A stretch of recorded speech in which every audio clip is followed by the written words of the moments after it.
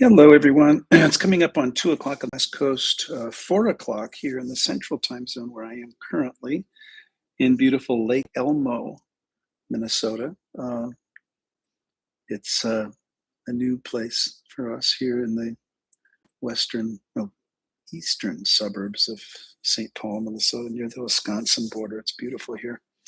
So, Dr. Patrick Scott, you know me. Riley Burris is ready for today's message. I'm so glad because I'm ready to deliver it.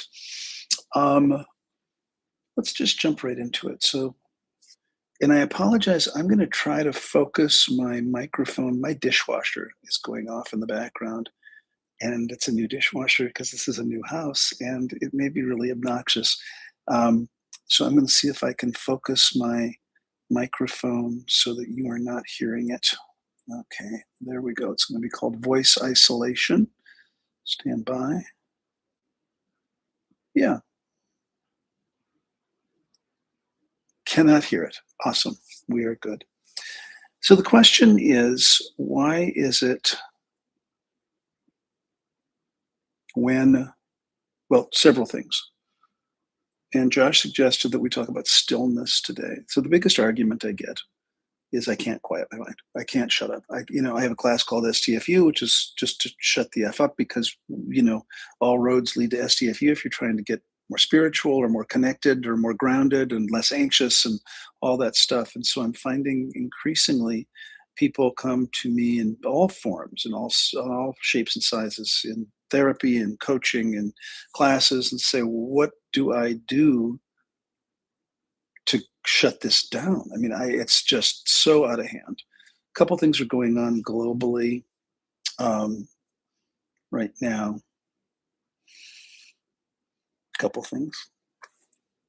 So I'm going to give you a bunch of information that's going to contextualize kind of why we find ourselves here. So, um, in a weekday edition of the online, let's just call it New York Times. Pick your periodical: Washington Post, New York Times, Wall Street Journal, online daily edition, CNN, whatever it is.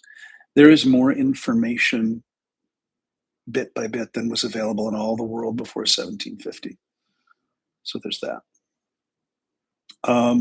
The 1750 is the invention of the printing press. And so prior to that, in the world as we know it, the only people that were really literate were monks, some rich, wealthy royalty, maybe, aristocracy, maybe. Monks did a lot of the translation of the Bible. And you remember that the Gutenberg Bible was the first thing that was created. This is actually relevant. And then we started making books, and people started becoming more literate, and common people started becoming more literate. Fast forward to the Industrial Revolution, the late 19th century, and global expansion, things like that. Fast forward to, I'm thinking about my mom now, born in 1913, never had email, never had a computer, never had a cell phone, had a TV, had a radio, had a phone with a dial on it. And if I were to, and I am a scientist, if I were to wonder and put it into words per minute, how many words per minute was she thinking? Sorry. And she was a drinker. She liked her cigarettes. She liked her bourbon. I'm thinking 500 to 1,000. I'm just guessing. I'm testing intuitively. I know that my cognitive capacity as a 66-year-old generation, what am I, baby boomer, got about 2,000 to 5,000 words a minute.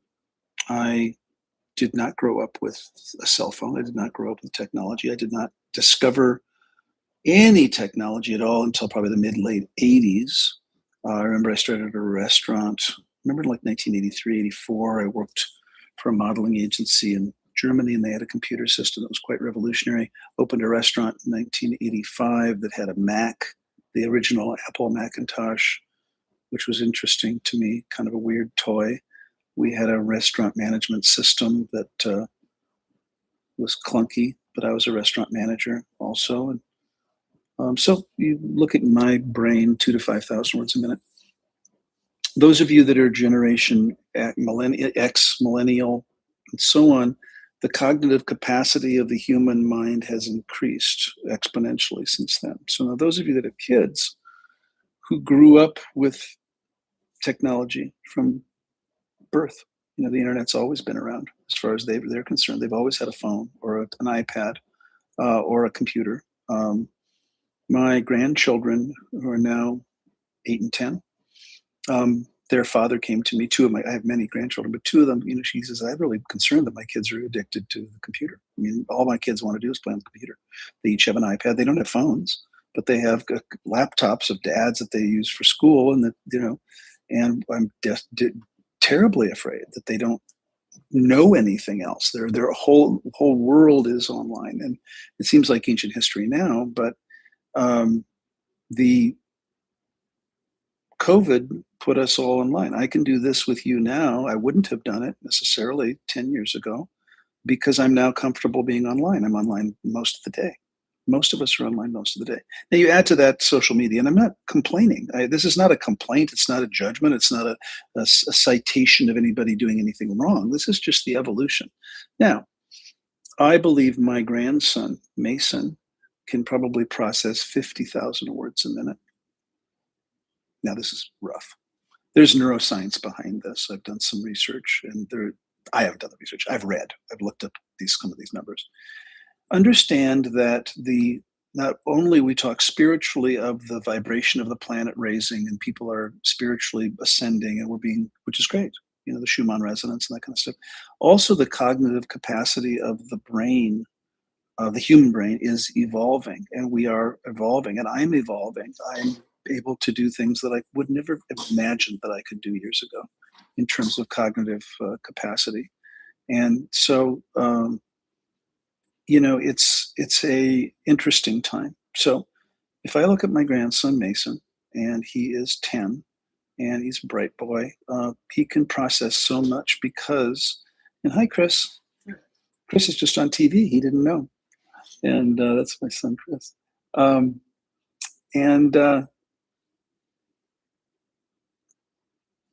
We don't think in words. We think in everything. Smells. Have you ever listened to a song on the radio and it takes you back? You get a flood of memories. You ever smelled freshly baked chocolate chip cookies? And that just takes you back. If you are reminded of a trauma, you're reminded of something. And so if you break words permitted into bits of information, we are flooded with information. And I'm going somewhere with this. I know this is a long-winded explanation of why we can't shut up, and why we can't concentrate, and why we can't be still, and by being this thing just. So understand that in medieval times, we slept in shifts. I learned this because I sleep in shifts now. There was no electricity. There was a very agricultural time. So you wake up with the sun, 5 or 6 a.m. You work in the fields, your farm, your animals, you do what you do. And then long about dusk, you start to wind it down. You maybe eat something, and then you go to sleep. 6 o'clock, depending on where you were in the world, 6 o'clock, 5 o'clock, 4 o'clock, 7 o'clock, whatever it was. And you sleep for 4 hours, 5 hours. Then in the middle of the night when it's cool, or the animals are living in there with you and they're in the barn and they're warming your house, you get up and you do chores for an hour or two in the middle of the night, midnight to 2, because it's either cooler and they're in the summer, or it's warmer because the house has been warmed up because you bring the animals in. I'm actually not making this up. And then you go back to sleep, 2 a.m., you sleep till sunrise at 6. Now that's 8 hours. That's 2 4-hour shifts. And I'm finding myself sleeping 4-hour shifts. And I don't know why that is. I'm just older and I don't need as much sleep. And I'm quite content with it. It's perfect. When I get up at midnight, or I get up at 1 or 2 or 3, I'm wide awake, fully refreshed. Now, I used to think it was insomnia, but it really isn't. It's just kind of the way the cycles and rhythms go of I also have to pee, which is, I think, an older man thing. So be it. I'm not upset about it. It's not a judgment. Mason, my 10-year-old he's known as he's my grandson. I was going to say grandnephew, grandson. is never without a computer. Now, they were just at Disneyland, and they love Disneyland. But now, I'm going to juxtapose this with the upward limit of the human voice. The upward limit of the human voice is 125 words a minute. Now, where I'm speaking to you right now is about 100 words a minute, 90 to 100 words a minute. I'm being thoughtful and pausing and trying to not go too fast. And some of you are bored silly and you're speeding it up. And it's cool. It's fine. It's fine. Totally fine.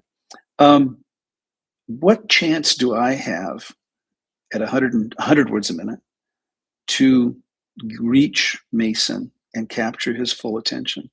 His full attention is 50,000 words a minute. Now, I'm making these numbers up. You can say, oh, no, it was really 47,000. Please don't quote me on it. But you can look up the neuroscience. Several studies, one by Maturana and Varela from the early 2000s.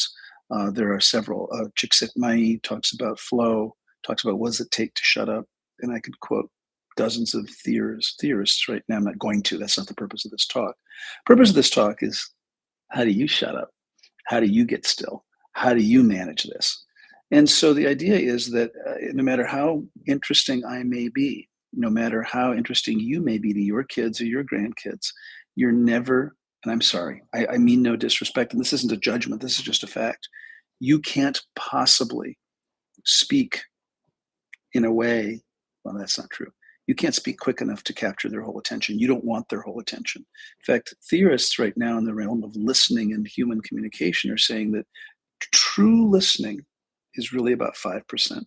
If you can capture about 5% of their attention and make some salient points, that's what teachers are facing right now with kids.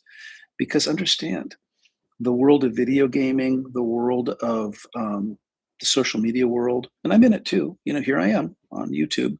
I'm looking at all these different platforms. I'm on my own overwhelmed. I talked to my team this week about it. I'm just kind of overwhelmed with, we're going to try to manage the types of requests that I get, because there's about 20 different platforms through which people reach out to me, and I just can't get to them.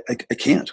It's WhatsApp and, oh gosh, Mighty Networks and Instagram and Facebook and LinkedIn and YouTube and email and text and phone and so many ways. And so, and Kelly apparently is stunned by my radiant glow. Well, then something's working. I think I look kind of splotchy today, but okay, I'll take it. I'm on a campaign, skincare campaign, so thank you. So,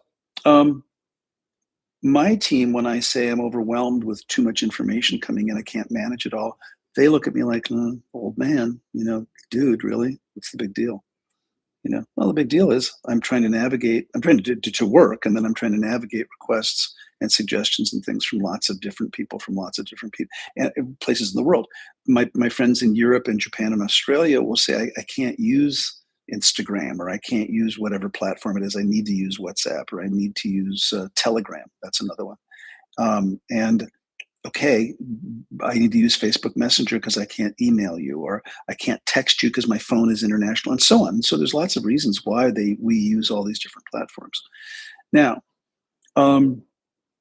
let's get to the heart of the matter. Two parts to this talk today. First is like the information overload, really. The other part is, why has meditation and stillness and quieting the mind become so difficult? And I just had a therapy session with a woman who's older than me. She's 72. She says, I just can't shut it down. What is wrong with me? I'm 72 years old, and it's just a runaway train most days. And it's not even necessarily negative. It's just that we are. So go back to the Gutenberg Bible.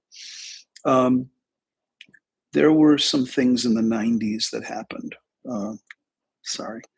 As processor chip speed was increasing, computers were coming online.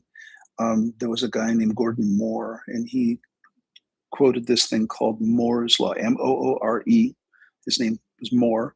And he said that processor chip speed will double at a certain rate over the course of the next few years. He predicted. He was a scientist. And his Moore's Law revealed that, in fact, processor chip speed did double and is doubling, and it's doubling in ever increasing amounts. Now, the reason why we have AI and the reason why we have YouTube that can store a lot of data and those of us that have been around for a while, this would never have been possible to just talk in real time, live video feed over the internet because the bandwidth wasn't there. Well, now it is. And now I'm hearing from my scientific and technological colleagues that the only limitation to AI is data and electricity. And so, I mean, literally electricity. If you, I live in Las Vegas. I'm here in Minnesota now, but I also live in Las Vegas, where there are these huge data centers. Switch has huge data centers where it's just computers. They're just, and some of I refer some of my super introverted patients, and they say, "Look, you want a job that pays really well, got great benefits, that has no human contact? Work in a data center." You'll have no human contact. You go to your job, you look at a few switches. Please forgive me. I don't know what they actually do, but they're maintaining and looking at all the computers that are in this big warehouse, Walmart sized, distribution center sized places with nothing but computers. It's like the Matrix.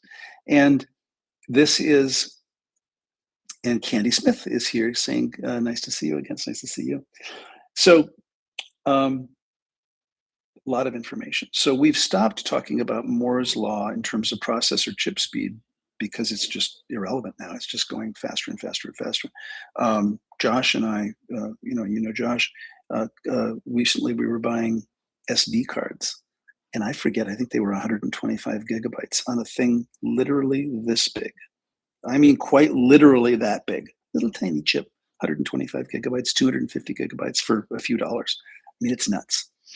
Just what's going on with technology. There is method to my madness. I'm getting to it because it has to do with how do we, in the evolution of the human species, keep up with that?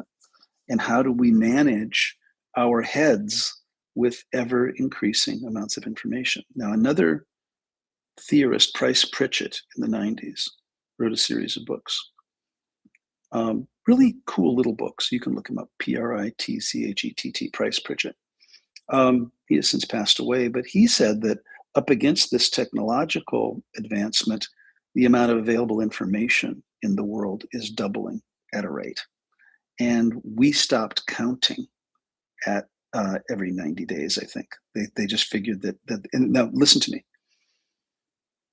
Before 1750, there was very little information. It was word of mouth. All these different dialects of languages were village specific, right? Now we are a global community. Now hear me. This is not a criticism. I mean, I think it's exciting what we can do now. I'm really thrilled by AI. I'm absolutely tickled. I am doing my best to stay relevant and current with what's going on. I love it. I think it's great. I think it's amazing. So it's not a judgment. And humans, and the scary thing is, if you look at, oh God, whatever the movies are, the doomsday, the AIs are going to, the robots are going to take over the world, whatever those movies are, that we aren't keeping up and we can't keep up. And that eventually AI is going to become smarter than us and that they're going to take over the world and realize we're expendable and then we become the Matrix. Now, I'm not necessarily going down that path. But I am understanding that, I just did it. I had a supervision with an intern, a graduate student, a couple hours ago. And I have trying out different AI platforms for note taking and for charting and for documentation. And the meeting notes, the summaries that I'm getting from Zoom, where am I also getting? Otter, and there's a third one, Mentalik, MentalYC. I'm looking at these different platforms for clinical relevance for the clinic to see if maybe we can infuse some AI into some of our documentation and report writing and psychological testing, not to take the place of a doctor. And I'll tell you a story in a minute about a surgical team that I'm working with in Billings that has used and adopted in the operating room. I'll tell you that story in a minute. Did a half-hour supervision with an intern, and it's recording a transcript. I mean, literally, she said, me said, I said, she said, whatever we're talking about, her cases and what her goals are for school and all that kind of stuff. And I clicked at the end of it. It was on Zoom, actually. Generate summary. It wrote a beautiful single page, key outcomes, who's doing what, action steps, key topics. And it was way better than I would ever do. I wouldn't take the time to do it. I just wouldn't. So now what I'm doing is we're having these meetings, these supervisions, and I'm just copying and pasting and sending in an email. Here's the summary of our meeting.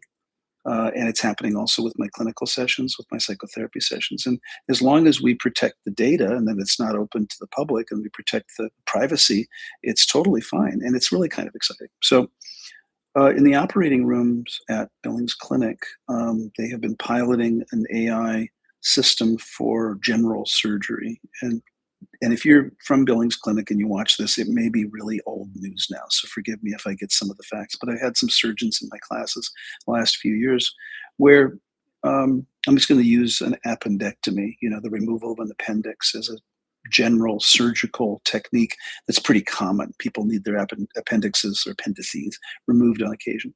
So it's a pretty straightforward surgery. And that a good surgeon, it's kind of like, doing a routine procedure that they do all the time, and it's not a big stretch. So they have cameras and sound microphones in the operating room, and the doctor does a very minimum amount of dictation. And by the time the surgery is over, and this happens to be a teaching hospital, and let's say the lead surgeon, will leave and have the residents or the fellows close, which means finish up the surgery and conclude. And they've got the nurses and anesthetists in there. So by the time the surgeon walks to not even the office, like whatever the doctor's station is or whatever in the operating room, the report is there. It's on the computer sitting there waiting for he or she, and they can look at it and proof it and check for accuracy and sign it. And it is saving hours and hours and hours. And for those of us in healthcare, documenting our work is, I was going to say, half the battle. Man, some days with regulations and things being what it is making our lives so much easier, which is really a great thing because we have a nursing shortage and a doctor shortage and a therapist shortage and shortages of all these vital healthcare disciplines. And so for me, I'm all for it. So we're experimenting with that, and I'm thinking that that's really good. So back to you. I believe why we are struggling so much with our head is because we are trying to keep up with the social media and missing something and the news and what's going on in the world and Facebook and Instagram and all that sort of stuff. And we are spending. I have no issue with spending the time online. I think what it's doing though is that if we don't balance it with some nature, with some time stillness, with some meditation. Now this is me.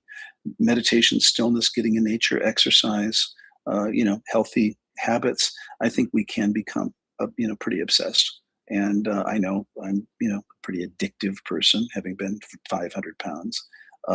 It's very easy to get hooked, and I go down rabbit holes, man. I am so intellectually curious, man. Right now, just so you know, my rabbit hole is ancient China. I am absolutely captivated with the AI generated depictions of what the Forbidden City was like in the 12th century. And I know this is like, God, he's so weird. Yes, I am very weird. And I go down these rabbit holes of ancient Egypt. And to me, it is so cool that you can literally look on YouTube for a video that says, what was Pompeii like before Vesuvius erupted in 79 AD? And you can see a very realistic, very lifelike depiction of what it may have looked like, what the Roman villas may have looked like. And to me, that's really cool. I think it's really great. I think it's interesting as hell to look at what maybe life was like in various places of the world. I know it's AI, right? Like I know it's not real, but that's okay. I think it's wonderful that we can, I can look at, okay, what was Ramses the Sixth like? I happen to have a very deep interest in ancient Egypt, and you can do that with anything. And the AI, a lot of people get grumpy about, oh, I know it's AI and it's not real. I think it's kind of cool. I know it's AI. I know it's computer generated. I'm seeing a lot of marketing and stuff that's coming out that is really beautifully done, way better. Way better than I could certainly do myself. So I think there's a place for it. Now, the flip side is, why are we so perfectionistic? So I want to talk about that. Why are we predisposed to need it to be perfect? Why are we predisposed that if we get a 95 on the test, why don't we get 100? I'm going to focus on that 5%. I worked with, I'll just be honest, I worked with Billings Clinic. I was just there this week. And last year, I got one evaluation for one coaching session where one physician said that in my one coaching session, I didn't seem to be engaged and that I talked about my own stuff. Well, I've been there for 20 years. One, it wasn't even necessarily a negative evaluation. It was just kind of a little critical. Well, my God, how come I'm not perfect? You mean I'm not 100% engaged 100% of the time? You mean it's not ever okay for me to use my own examples in a coaching session like that? And that's what we do. Now, there's a reason for this. I'm going to give you the data and give you the statistics, and you can look it up. It's a study by UCLA, and I've talked. Some of you heard me talk about this before. In a study of school-aged children, ages, well, first to 12th grade, and this is back to the early 60s, and so it is my age group and every other age group. This is you and your kids. They have wanted to know, for every positive message a child hears, how many negative messages do they hear? And at home, and then they did the same research at school, and they literally followed kids around with clipboards, and they literally followed them around. They might now be using GoPros or attaching some technology to them, but they literally wanted to know, why, as adults, are we so negative? Why do we focus on what's wrong? Why do we focus on, just to give, and why, forgive me, are the younger generations so sensitive? Meaning, the everybody gets, and I'm not, please hear me, I'm a scientist. I'm a behaviorist. I am looking at human behavior. I work with people all the time. I love people. This is not a opinion. I'm not giving you my righteous criticism of the younger generations. Every generation, you heard me in a previous video say, every president was an idiot. If you go back to my mom, who was probably back to the early 20th century, every president was an idiot. So, what you're hearing from me now is just data. You can do with it what you will. My opinion and my purpose in sharing this with you is to help you understand at a deeper level, why are you so critical? Why, given that the glass is really half full, you see it as half empty? Why, when given a little bit of feedback that's critical or corrective, you go crazy? When you don't get the A plus, when you don't get the perfect score, and wonder why our kids, I don't know. I think Gen X is pretty cool, but I'm thinking millennial, Gen Y and Z, and Gen Alpha are now, they need their safe places. They don't take criticism well. They don't take feedback well at all. There's a big movement among Gen Z employers that they're looking for older employees because they have now a few years of Gen Z coming into the workplace who cannot handle anything negative. If you're giving them, you're training them into a role of a particular discipline, and if it's not all glowing remarks and participation trophies and straight A's and perfect scores, they quit. They cannot handle it, and they have a certain sense of entitlement and expectations about what the workplace should be. And I'm not going to do I walked uphill both ways to school barefoot. I'm not going to do that. I could, but I'm not going to. And I know every generation looks at the subsequent generation and goes, oh, kids these days, and they have the country's going to hell in a handbasket. My mom used to say that. But taken together, what they found was, for every positive message, and these numbers have stayed consistent in 60, almost 70 years. For every positive message a child hears at home, they hear 12 negative messages. Now, listen carefully. A negative message is any corrective feedback. Take the cat out of the microwave. Stop strangling your brother. You put your shoes on. Take out the trash. Did you do your homework? Clean up your room.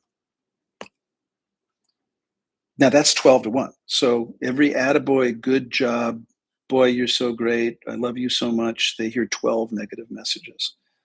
Now you can sit there and go, well, not my kids. And well, this is a national average. It's the United States, by the way. It's not global. This is a U.S. study of school-age children, first to 12th grade. Now, what do you imagine that ratio? So for every positive message, it's 12 negative messages. What happens when they go to school?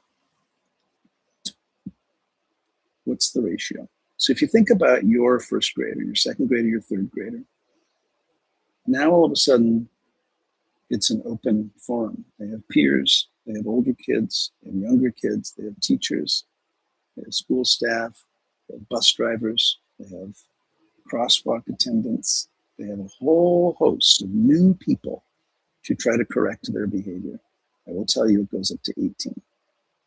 And for the last 70, almost 70 years, those ratios have stayed the same. Meaning, we, this is us now, get a lot more negative feedback than positive feedback, and we always have.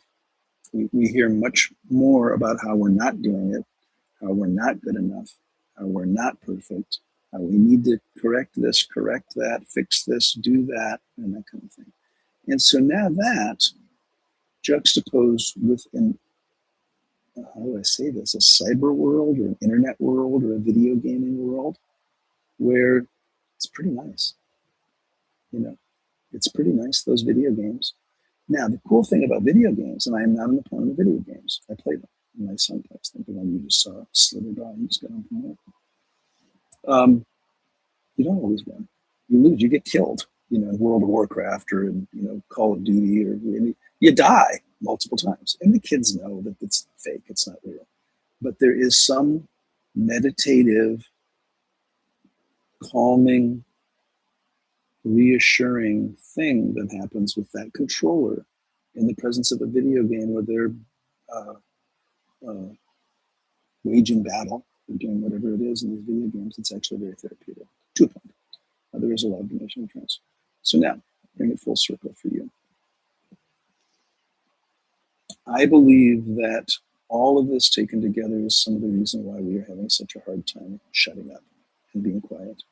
Because we are processing so much more information now than we did 10 years ago, 20 years ago. Think about it. Think about how many emails, how many spam calls, how many bills you're paying, how many websites, how many games, how many, you know, and again, for those of you that know me, I get very frustrated with how complicated things have been. So we just moved. We moved, Anric is retiring, and I'm getting on Medicare and Social Security. It seems weird to say that. In 25 days, I will get my first Social Security check. Yippee, and I'll be on Medicare Part B. And for those of you who are in your 20s, 30s, or teenagers, you would not have been daunted at all. And then I noticed that when I complain to my team, many of whom are in their 20s and 30s, and I say, I'm just overwhelmed, and they kind of go, what? What's the big deal? You know, well, I don't know, 1,000 emails a day. You create filters. What's a filter? How do you create a filter? Right?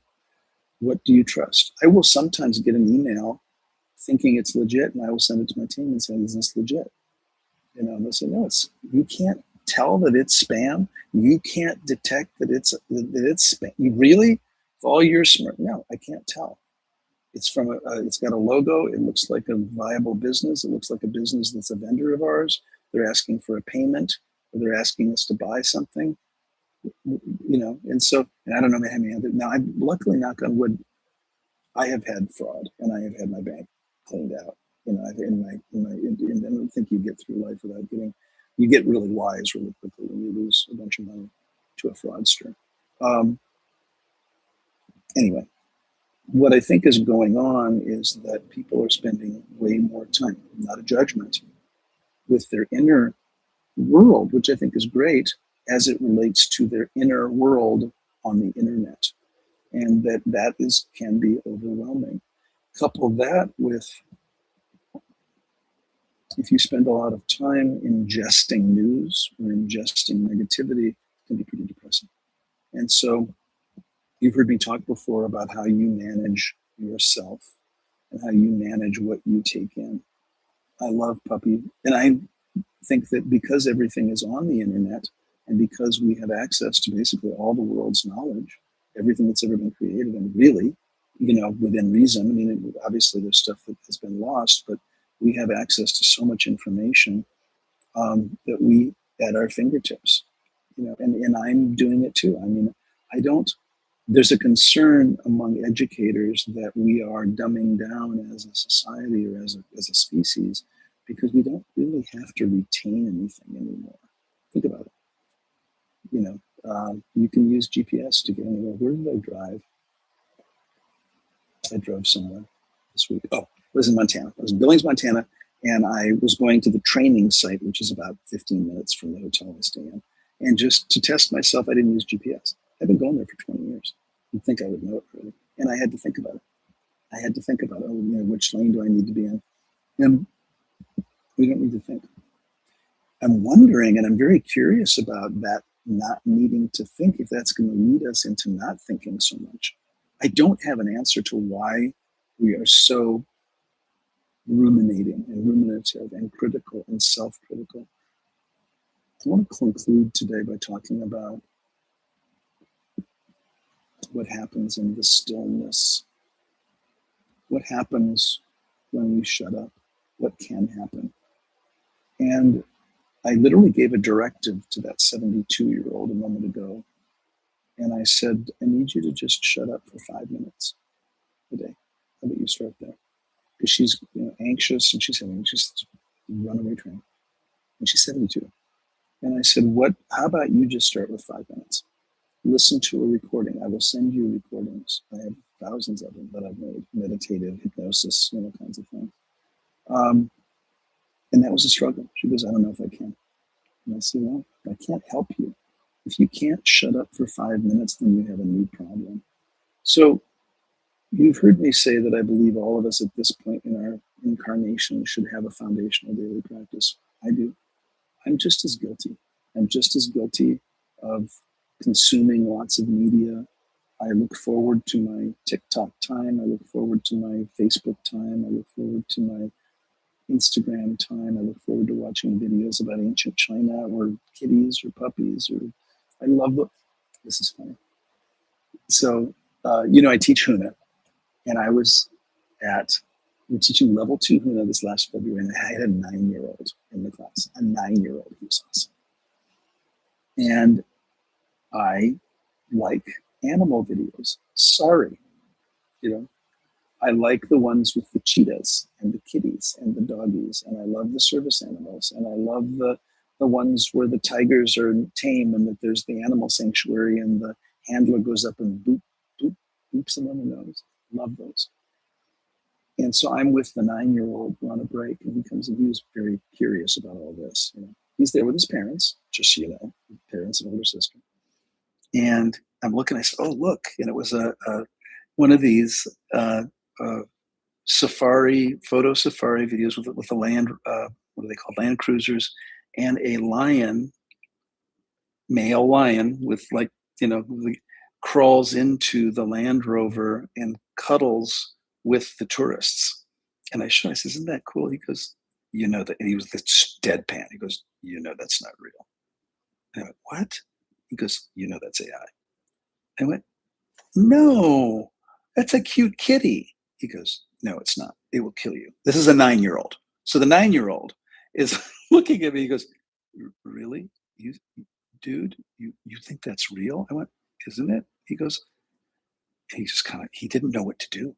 He didn't know what to do because I'm giggling and thinking it's so cute that a male adult lion on a photo safari in Kenya is just crawling into this and cuddling and nuzzling the tourists.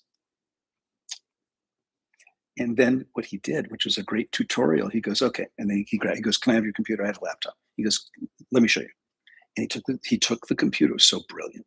And he pulled up a few things. He goes, okay, now look here. This is how you tell. And he gave me like a 5-minute, we're on a 15-minute break at a Huna class. And he's going, let me give you a quick tutorial. The 9-year-old. He goes, let me show you how you can tell.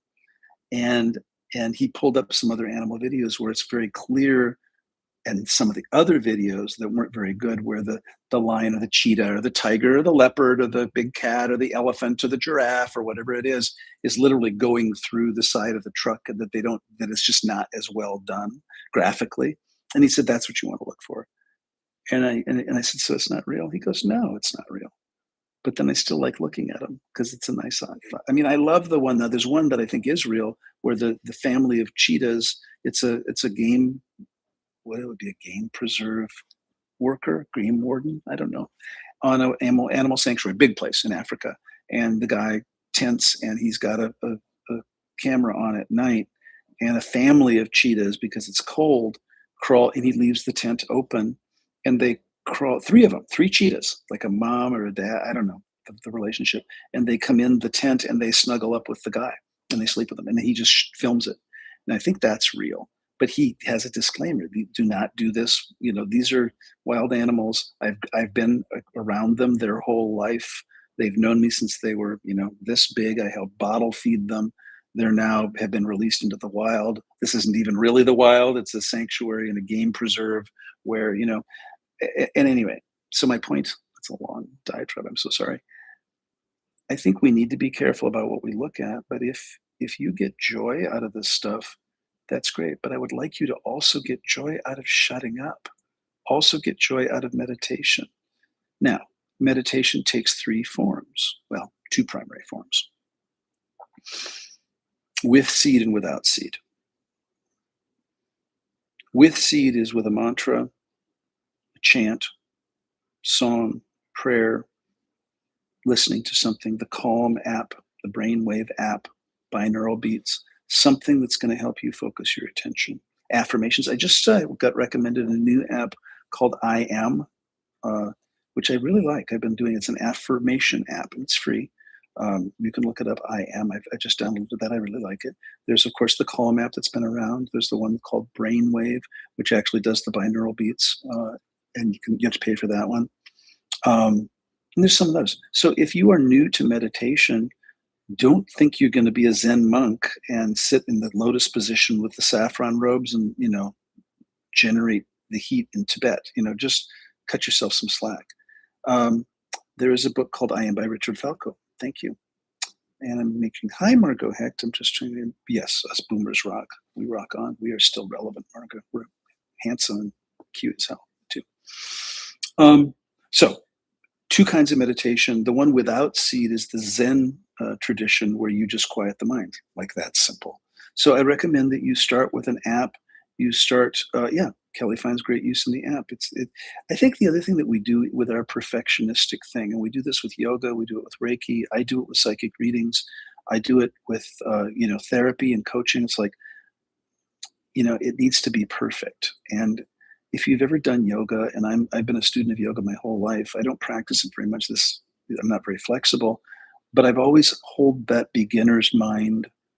And I love that about yoga. I love that about Pilates. I love that about Reiki. I love that about a lot of traditions where you approach it with a beginner's mind. Now, Ehuna is like that. Don't think that all wisdom is in your school. Don't think you got to master it. I don't know that anybody really masters anything, to be quite honest.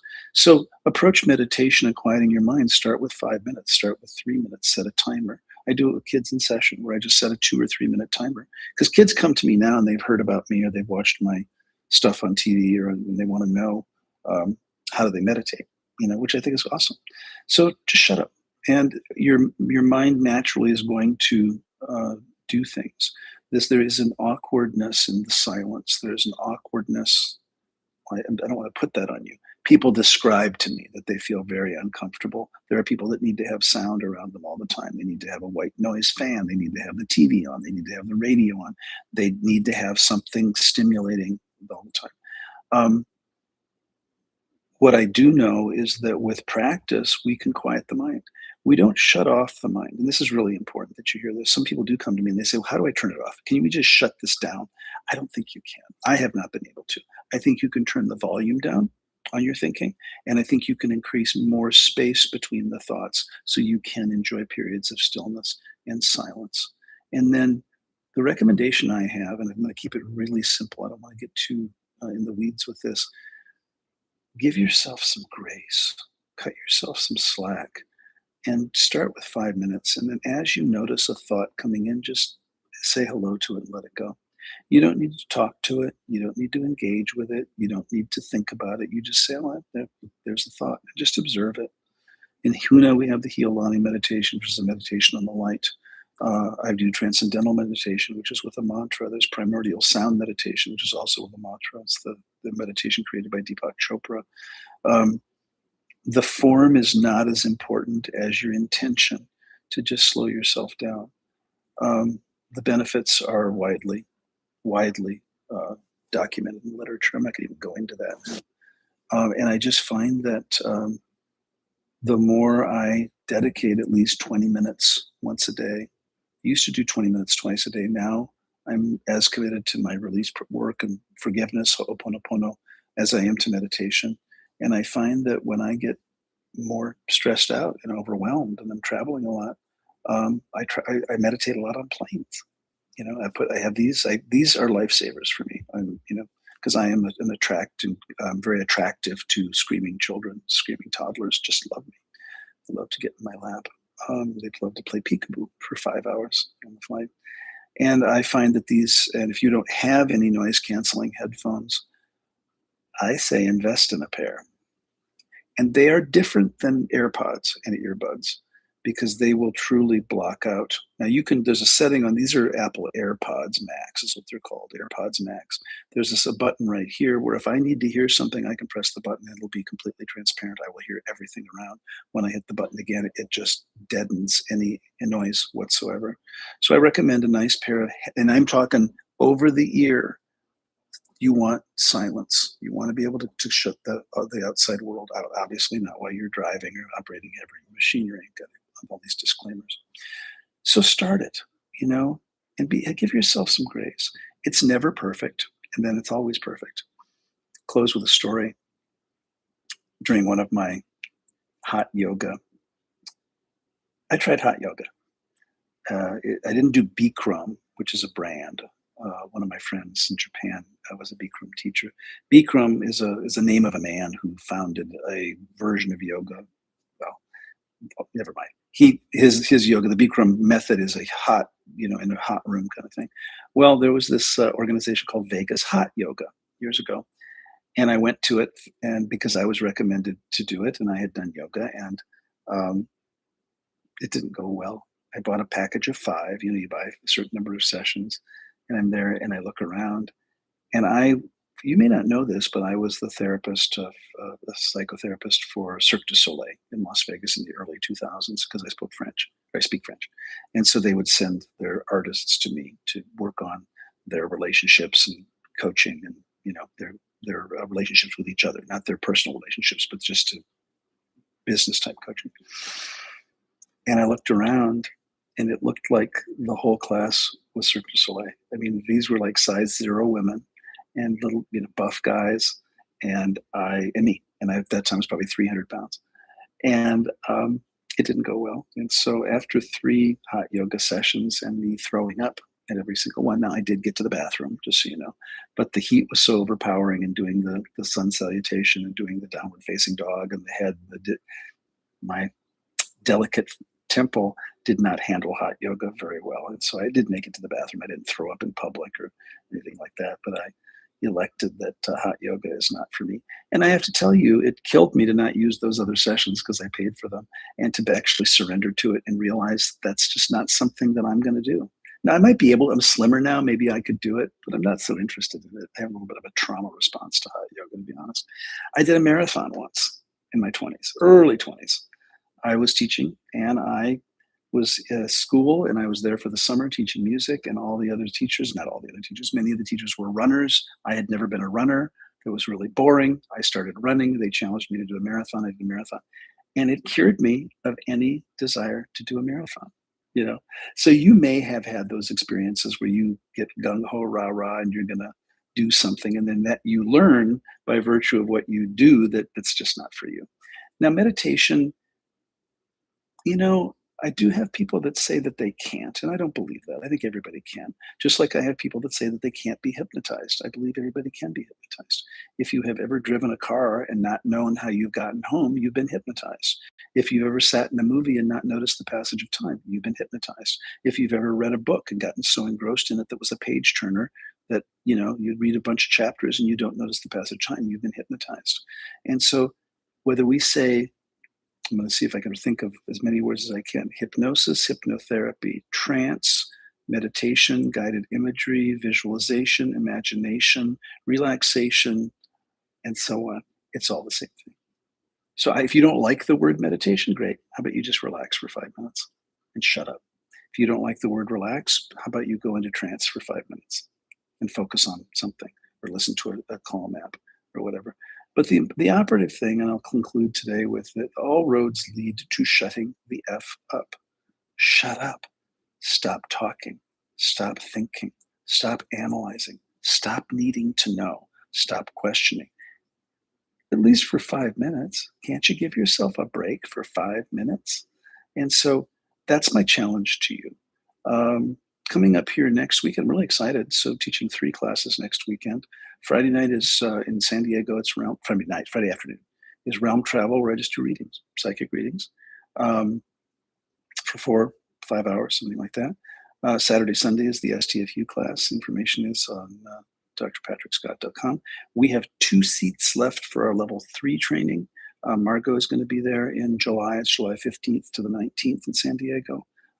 2 seats, and it'll be sold out. So I'm really excited. So if you know anyone that's qualified for HUNA level 3, have them come. Have them check out the website, drpatrickscott.com. So I thank you all. I wish you all a beautiful weekend, and we will talk on our next YouTube Live.